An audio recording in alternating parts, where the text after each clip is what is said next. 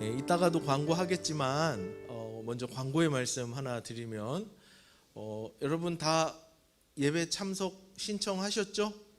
신청하신 분 손 한번 들어보세요. 네, 거의 다 하셨네요. 예배를 우리가 10% 드릴 수 있어요. 그래서 지금 딱 10% 여기 계신데 그래서 선착순으로 신청을 받습니다. 어떻게 신청하느냐? 무조건 담임 선생님한테 이렇게 하세요. 그리고 카카오톡 플러스 친구로도 아마 신청을 받죠? 네네, 그렇게 하실 수도 있고요. 어려우면 하여간 무조건 담임 선생님께 해달라고 하셔서 꼭 신청해 주시면 인원 파악하는 데 좀 도움이 될 것 같습니다. 혹시라도 설교 중에 학생이나 누가 더 오면 우리 선생님들은 주위를 둘러보시고 나다 싶으신 분은 밖에 시원한 공간으로 나가주시면 되겠습니다. 예, 감사합니다. 자, 2021년 들어오면서 우리 설교 주제, 교육 주제가 뭐죠? 예, 리그 오브 레전드입니다. 리그 오브 레전드로 우리가 말씀 나누고 있는데 지난번까지는 아브라함을 가지고 3주 동안 이야기를 했고 오늘은 야곱에 대한 이야기를 하려고 합니다. 앞으로 약 3주간 야곱에 대한 이야기를 하고 또 수련회가 하나님 우리에게 허락해 주실 텐데 수련회에서는 세 번째 인물을 만나보려고 하는데 오늘은 리그 오브 레전드 2 두 번째 시간 야곱에 관한 이야기예요. 여러분 야곱이 누군지 잘 아시죠? 먼저 우리가 아브라함 때도 그랬듯이 첫 주에는 이 인물에 대한 신상을 터는 시간입니다. 이 야곱은 누구인가? 야곱의 아빠는 이삭이었어요. 이삭의 아빠는 아브라함이었습니다. 그러니까 야곱은 아브라함의 손주뻘 되는 사람이죠. 또 야곱하면 특징이 하나 있어요. 형이 한 명 있었습니다. 형의 이름은 그렇죠, 에서죠. 에서. 이 둘은 쌍둥이였다 아니었다? 네, 쌍둥이였어요. 쌍둥이인데 요즘 말로 하면 일란성 쌍둥이였을까요? 이란성 쌍둥이였을까요? 이란성 쌍둥이였을 확률이 높죠. 왜냐하면 둘이 너무 신체적인 조건도 다르고 생김새도 다르고 성향도 다르고 완전 다른 성질의 형제였거든요. 자, 그 쌍둥이 형제의 둘째가 바로 야곱이었습니다. 이 야곱 이름의 뜻이 재밌어요. 야코브 하면은 이 이케브라는 말하고 비슷하잖아요. 그래서 이 야코브의 이름은 이 발 뒤꿈치를 잡다, 앞서가는 사람 발목을 잡다 이런 뜻이거든요. 근데 우리나라 말에도 발목 잡는다 하면은 긍정적인 의미입니까? 부정적인 의미입니까? 아, 나 쟤 때문에 오늘 발목 잡혔는데? 이거 부정적인 의미죠. 그래서 발목을 잡다는 의미는 뭔가 앞서가는 사람들의 발을 걸다, 반칙하다, 넘어뜨리다, 속이다 이런 의미예요. 그래서 야곱의 이름 뜻은 그렇게 좋은 뜻이 아니었습니다. 그 뜻이 발목을 잡는다는 뜻이었거든요. 그래서 그런지 이 야곱이 진짜 잘하는 게 하나 있었어요. 그건 뭐냐면 떨지도 않고 거짓말하고 사기치는 일을 굉장히 잘하던 사람이 이 야곱입니다. 우리 다 아는 이야기가 있죠. 야곱은 쌍둥이 중에 동생이었기 때문에 항상 그 사냥을 잘하고 근육질 몸매에 막 털도 막 이렇게 났고 에서는 털 사람이라고 그러거든요. 막 털이 나 있고 막 이런 남자 같은 남성미가 넘치는 형을 항상 부러워하고 어떻게 하면 저 형을 꺾을 수 있을까 이런 생각을 하다가 하루는 사냥에서 갔다 배가 고파 지친 그 형에게 팥죽 한 그릇으로 장자권을 사는 얘기 여러분 다 알죠? 예, 아동부 출신 다 알죠? 자, 그래서 형을 그렇게 한번 속이고 또 나중에는 이삭 아버지가 돌아가실 때쯤 되니까 아버지가 죽기 전에 내가 축복을 좀 받아야 되겠다. 근데 이스라엘에서는 무조건 아버지의 축복은 장자한테 가거든요. 그래서 아버지의 유산도 다른 애들 하나씩 주면 장자는 2개를 줘요. 장자는 2몫을 줘서 이 야곱이 거기에 이제 탁 생각이 꽂혀서 아버지를 속이고 형을 속이고 엄마와 모의를 해서 변장을 하고 요리를 만들어서 눈이 안 보이고 귀가 잘 안 들리는 죽기 직전에 아버지한테 찾아가서 제가 에서입니다. 축복해 주세요 하고 축복을 받습니다. 자, 그 소식을 안 에서가요. 이제는 막 뚜껑이 열려요. 이성이 마비돼 버리고 폭발합니다. 아무리 내 쌍둥이 동생이지만 나에게 장자권도 뺏어가고 또 거짓말치고 사기쳐서 아버지로부터 축복을 뺏어가 에서가 야곱을 죽이기로 결심합니다. 여러분, 에서는 직업이 뭐냐면요, 탁월한 사냥꾼이에요. 들짐승 잡는 게 그냥 이 사람 직업이에요. 그러니까 야곱 같은 사람, 집에서 사냥도 안 하고 엄마 치마폭에 쌓여서 팥죽이나 끓이고 가정일이나 돌보던 그 어린 동생 야곱 하나 죽이는 건 일도 아니죠. 자, 이렇게 됐으면 야곱에게 선택은 딱 하나입니다. 뭐냐? 도망치는 거예요. 그래서 엄마 리브가가 야곱한테, 야, 너 저기 하란 땅으로 가면 도망갈 수 있다. 그리고 너 외삼촌한테 가서 거기 좀 숨어 있어라. 이 사태가 좀 해결될 때까지 너 도망가라. 이래가지고 야곱은 도망갑니다. 광야길 집을 떠나서 광야를 지나서 이제 그 외삼촌 만나러 도망가는 그 길에 날이 저물어서 노숙을 하게 되는데, 그냥 광야에서 먼지바람 부는 데서 노숙을 하게 되는데, 그날 밤 꿈을 꾸는데 하나님이 나타나세요.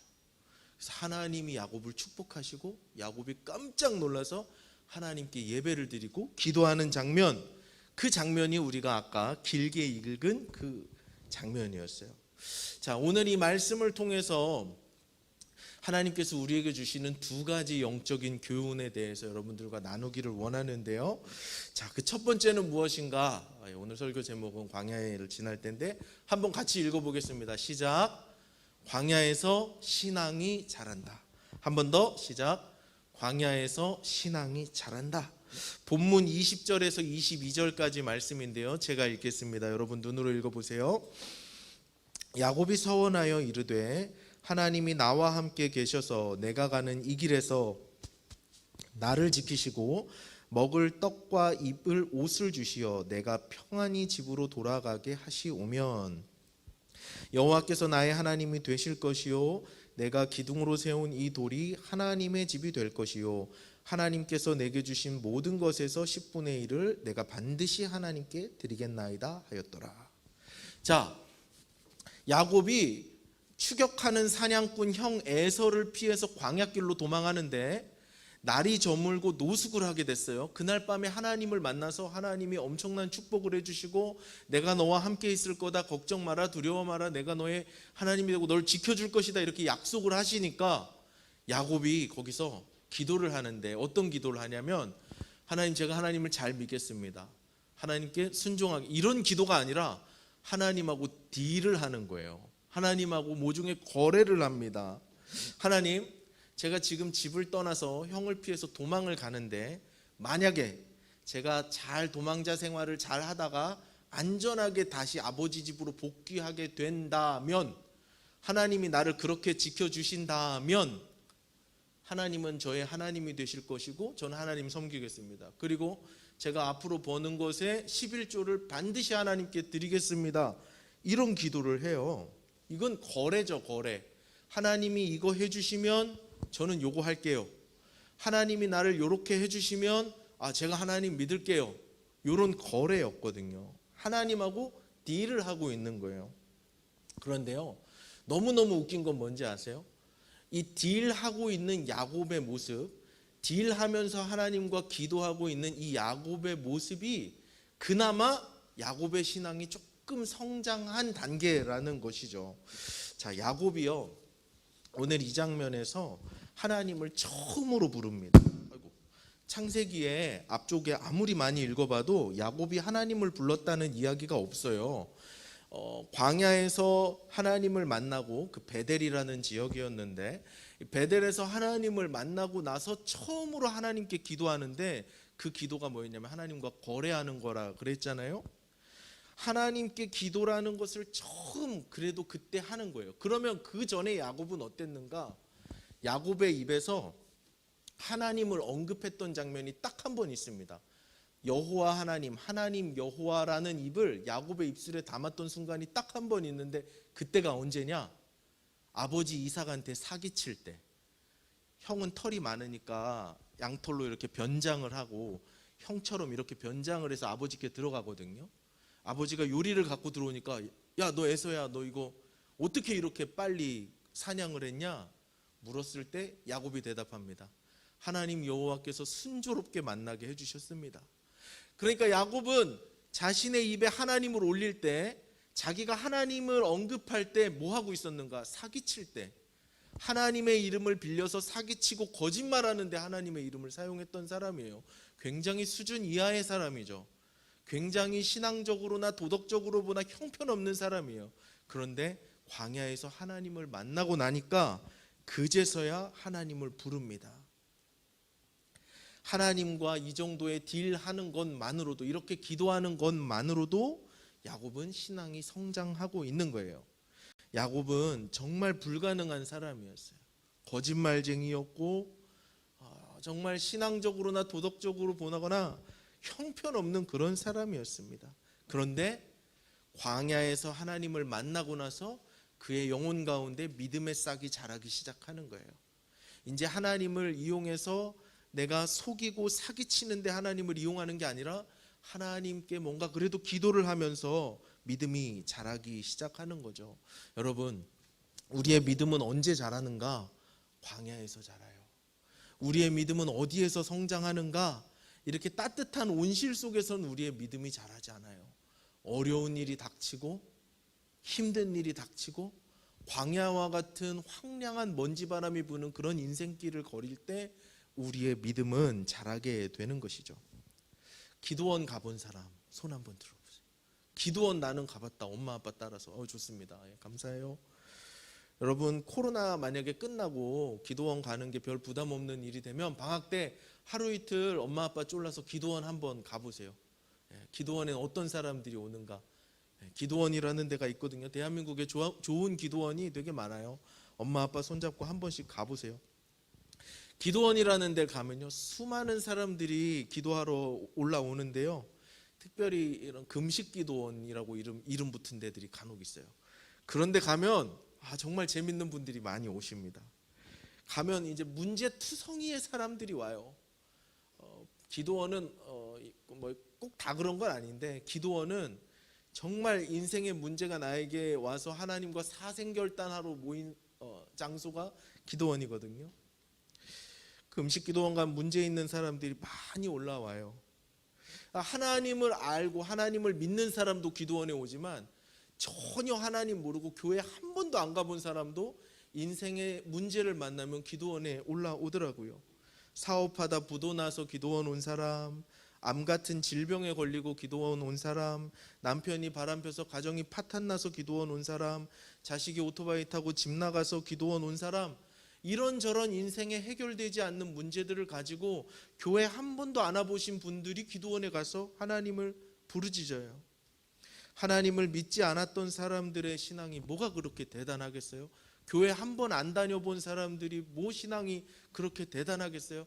대부분 야곱과 같은 기도를 드립니다. 하나님, 우리 아들 한 번만 살려주시면 제가 하나님 잘 믿겠습니다. 하나님, 이 부도 난 거 한 번만 막아주시면 제가 교회를 짓겠습니다. 이렇게 하나님과 딜하듯이 야곱처럼 기도하는 모습을 많이 볼 수 있어요. 하나님, 저를 낫게 해주시면, 저에게 뭐 해주시면 제가 하나님께 어떻게 하겠습니다. 이렇게 해요. 유아기적 신앙이라고 할 수 있죠. 그러나 믿음이 없었던 사람들, 야곱과 같이 하나님을 이용해서 사기치고 인생 밑바닥 아주 신앙적으로 도덕적으로 규범적으로 형편없었던 사람들도 광야에서 믿음의 싹이 자라기 시작한다는 거예요. 여러분, 혹시 여러분들 가운데 기도를 이렇게 하시는 분 계세요? 하나님, 이번 기말고사에서 저에게 95점 이상의 점수를 주신다면 제가 매일 성경을 9장씩 읽겠습니다. 이런 기도 하시는 분 계세요? 그것도 뭐 나쁘진 않아요. 그러나 늘 기도가 그렇게 머물러 있으면 안 돼요. 하나님, 이번에 저를 대학교에 붙여주신다면, 그 대학에 붙여주신다면 제가 대학교 가서 열심히 교회 봉사하면서 선교단체 하면서 하나님을 위해 살겠습니다. 나쁘진 않지만 언제까지 그 기도에만 머물러 있으면 안 돼요. 우리의 믿음은 자라가야 하는 것입니다. 여러분, 광야에서 우리의 믿음은 자라나요.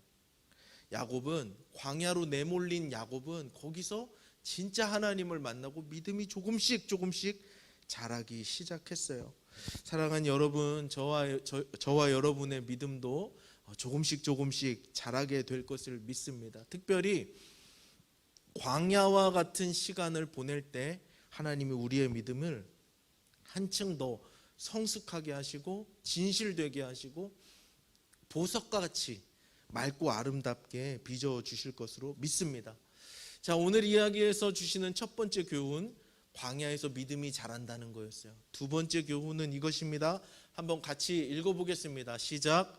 하나님의 축복은 광야에서 시작된다. 한 번 더 시작. 광야에서 시작된다. 야곱은 어떤 사람이었는가? 유독 축복에 관심이 많은 사람이었어요. 성경에 수많은 인물들이 있는데 이렇게 축복이라는 거에 목을 매는 사람이 야곱 말고 또 있을까 싶을 정도로 성경에서 축복하면은 그냥 눈이 뒤집히는 사람이 바로 이 야곱이었어요.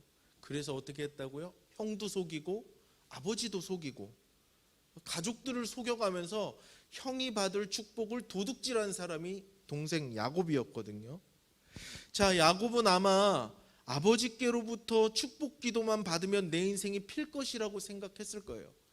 아버지께로부터 장자가 받을 축복을 내가 뺏어오기만 하면 내 인생 편다고 생각했겠죠. 그러니까 그 위협을 무릅쓰고 아버지를 속이고 형을 속이고 사기극을 펼쳐가면서까지 그 축복권을 따낸 거 아니겠어요? 아버지께 축복 기도를 받으면 내 인생은 탄탄대로일 것이라고 생각했죠. 그러나 그의 생각은 완전히 틀렸습니다. 자, 야곱이 아버지 이삭을 속이고 아버지의 축복권을 사기쳐서 뺏는 장면이 창세기 27장에 나와요. 27장에 보면 속아 넘어간 이삭이 야곱을 축복합니다. 그런데 한 장 딱 넘어와서 28장 되면 야곱의 신세가 어떻게 되죠? 축복을 받고 나서 야곱의 삶이 탄탄대로였습니까? 부자가 됐습니까? 거부가 됐습니까? 정말 축복된 삶을 살았습니까? 아니요. 이삭 아버지에게 축복을 받자마자 야곱이 도착한 곳은 어디예요? 광야 한복판이에요. 들짐승들이 사는 곳. 최고의 사냥꾼 형 에서가 화살을 들고 나를 죽이러 추격하는 광야 한복판으로 야곱이 내몰린 것이죠. 야곱은 도망자 신세가 되어서요 1000km 가까운 거리를 도망치게 됩니다. 야곱이 기대했던 건 이게 아니었죠. 이삭에게 축복을 받고 이런 일이 있을 거라고는 상상도 못했을 거예요. 야곱이 도망치다가 날이 어두워서 노숙하게 됩니다. 본문 10절 11절이에요. 제가 읽겠습니다. 여러분 눈으로 읽으세요. 야곱이 브엘세바에서 떠나 하란으로 향하여 가더니 한 곳에 이르러는 해가 진지라. 거기서 유숙하려고 그곳에 한 돌을 가져다가 베개로 삼고 거기 누워 자더니. 자, 어딘지도 모르는 광야 한복판에서 해가 뉘엿뉘엿 졌어요. 잠을 청해야겠기에 돌멩이 하나 주웠습니다. 그리고 그걸 베개로 삼았어요. 여러분, 베개가 뭔지 우리 한번 조금 베개가 갖는 의미에 대해서 생각해 봅시다.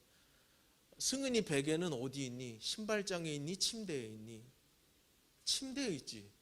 나경이 베개는 화장실에 있니? 침대에 있니? 침대에 있죠. 민석이 베개는 책상에 있니? 침대에 있니? 침대에 있지. 신발장이 편하니? 화장실이 편하니? 책상이 편하니? 침대가 편하니? 침대와 베개가 주는 상징은 뭐냐면 가장 편안하고 안락한 자리예요. 그죠?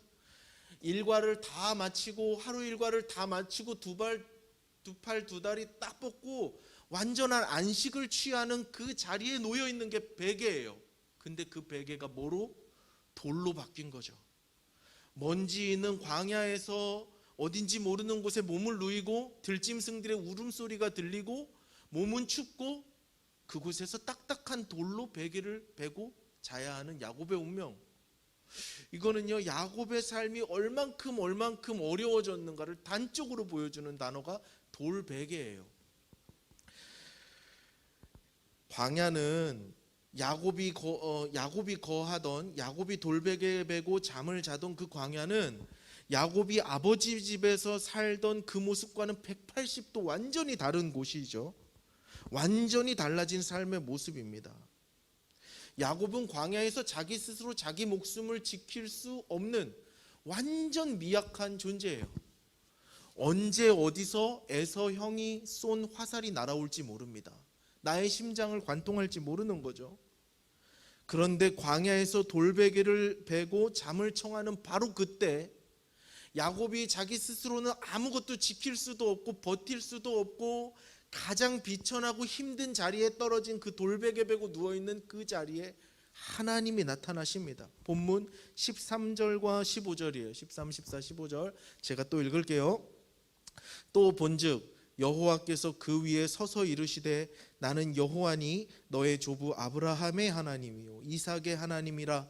네가 누워있는 땅을 내가 너와 네 자손에게 주리니 내 자손이 땅에 티끌같이 되어 내가 서쪽과 동쪽과 북쪽과 남쪽으로 퍼져 나갈지며 땅의 모든 족속이 너와 네 자손으로 말미암아 복을 받으리라.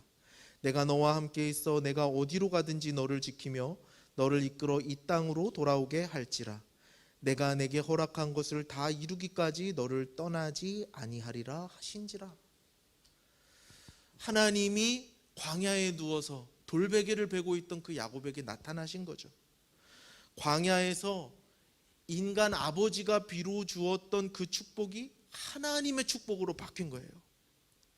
따뜻한 아버지의 집에서 엄마와 함께 작당 모의를 해서 아버지를 속이고 사기치고 받은 그 인간의 축복은 축복이 끝나자마자 광야로 이끌었지만 광야에 나와서는 인간의 축복이 하나님의 축복으로 바뀌는 거예요. 광야에서 야곱이 진짜 축복을 받습니다. 자신이 도둑질해서 받은 축복이 아닌 하나님께서 직접 말씀하시는 축복을 받는 거죠. 야곱은 아버지에게 축복이 있는 줄 알았어요. 야곱은 아버지 손에 축복이 있는 줄 알았어요. 그래서 그 아버지의 축복을 도둑질하고 사기쳐서 받아냈지만 진짜 축복은 광야에 계신 하나님 손에 있었어요. 그가 진짜 축복을 받는 것은 이삭의 침상곁이 아니라 광야 한복판이었습니다. 여러분, 광야에서 하나님의 진짜 축복이 시작되는 거예요. 하나님은요, 하나님의 사람들을 광야로 부르십니다. 하나님은 하나님의 사람들을 광야로 불러내세요. 하나님의 축복은 아버지의 따뜻한 집이 아니라 황량한 바람이 부는 광야에서 시작돼요. 하나님의 사람들에게 하나님이 축복하시는 장소는 안락한 집이 아니라 황량한 광야 한복판이었다는 것을 기억할 수 있길 바라요. 하나님은 하나님의 사람들을 광야로 부르시고 축복합니다.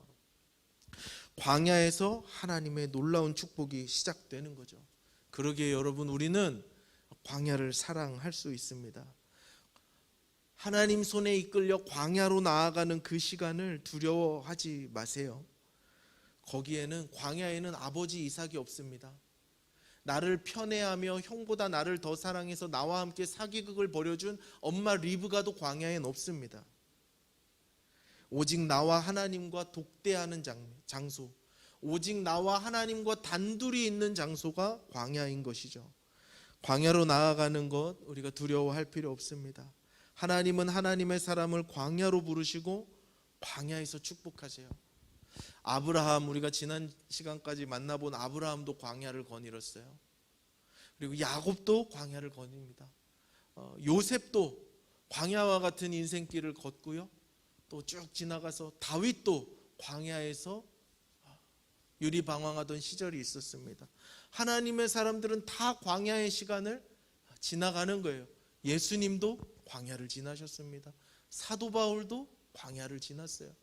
하나님께 쓰임받고 하나님 손에 붙들려서 하나님의 축복으로, 하나님의 능력으로 하나님의 위대한 일을 이루는 사람은 온실 속에서 길러지는 것이 아니라 광야에서 길러주는 거예요. 사랑하는 여러분, 우리의 인생길이, 여러분들의 삶의 자리가 광야처럼 황량하고 척박하고 무섭고 두렵고 힘들다면 기뻐하세요. 여러분, 하나님이 축복하시는 시간이 바로 이 시간입니다. 내 인생길이 광야와 같이 척박하고 외롭고 고되고 힘들다면 여러분아, 우리에게 찾아오실 하나님을 기대하세요. 하나님이 우리를 찾아오실 것입니다. 광야 같은 인생길을 걸어가는 우리 모두에게 하나님께서 속히 찾아오셔서 우리를 만나주시고 우리를 위로하시고 우리를 새롭게 변화시켜 주시기를 원합니다. 북한에서 넘어온 피아니스트 김철웅 씨가 있어요. 여러분 혹시 들어봤어요? 요새 뭐 TV에도 나온다고 하던데, 탈북민으로 피아니스트신데요. 김철웅 씨는 이분이 북한에서 있을 때 어려서 국제 차이콥스키 콩쿠르에 나가서 입상을 하셨어요. 근데 어린 꼬마애가 치는데 전 세계에서 이제 1등을 하고 심사위원들이 보니까 보통이 아닌 거예요. 그래서 러시아로 건너가서 유학을 합니다. 그리고 아주 우수한 성적으로 유학을 마치고 평양으로 돌아와요. 평양에 이 최고의 교향악단이 평양국립교향악단이라고 있대요. 거기에 25살의 나이로 역사상 최연소 수석 피아니스트가 된 사람이 김철웅 씨입니다. 그런데 이분이 애인이 생겼는데 이제 25살쯤 되니까 애인이 생겼는데 애인을 위해서 팝송을 딱 연주를 해줬는데 그걸 누가 신고해가지고 주체사상을 막 위반했다고 그 사상범이라고 해서 막 반성문을 막 10장 쓰고 막 이래가지고 이 나라 도저히 못 살겠다 해서 탈북을 합니다. 탈북을 하는데 탈북하는 과정 중에 경찰들에게 2번이나 붙잡혀서 고문도 당하고 죽을 때까지 매도 맞고 감옥에도 갇혔는데 다시 탈옥해서 중국을 전전하면서 어떻게든 남한으로 넘어와 보려고 이분이 정말 고된 시간을 지내고 있었어요. 그런데 이분이 중국 교회에 가면 피아노가 있다더라 하는 소식을 듣습니다. 태어나서 단 한 번도 교회에 가본 적이 없는 사람이 중국 교회에 가면 피아노가 있다더라. 예배당에 딱 들어가는데 저기 아주 낡은 피아노가 보여요.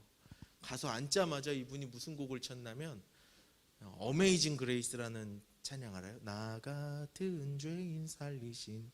그게 찬송가이기도 하지만 약간 미국의 아리랑 같은 느낌이거든요. 그래서 그분이 그 멜로디를 아니까 또 그 정도 수준 되면 멜로디만 알면 뭐 악보 없어도 다 교향곡처럼 쳐요.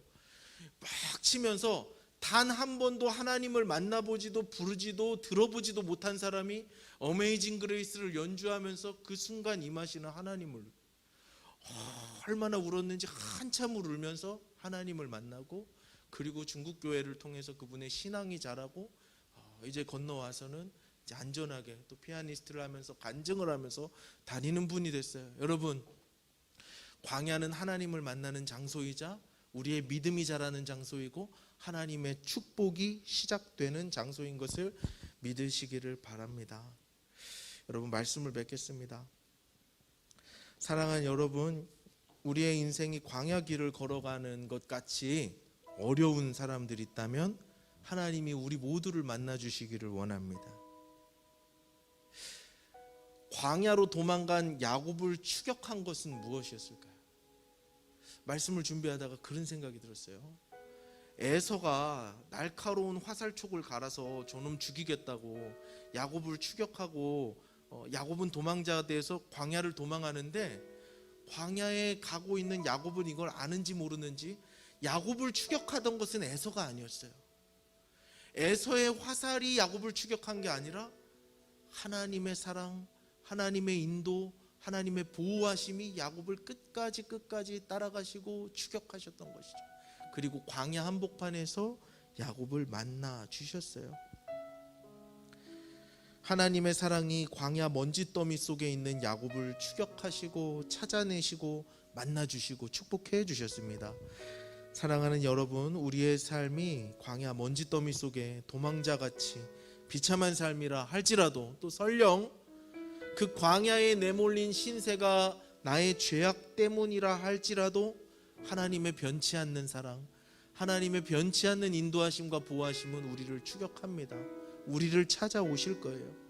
광야 한복판으로 우리를 몰아내시고 그곳에서 우리를 찾아오셔서 우리를 만나 주실 그 주님을 기억하면서 우리가 찬양하고 기도의 자리로 나아가기를 원합니다.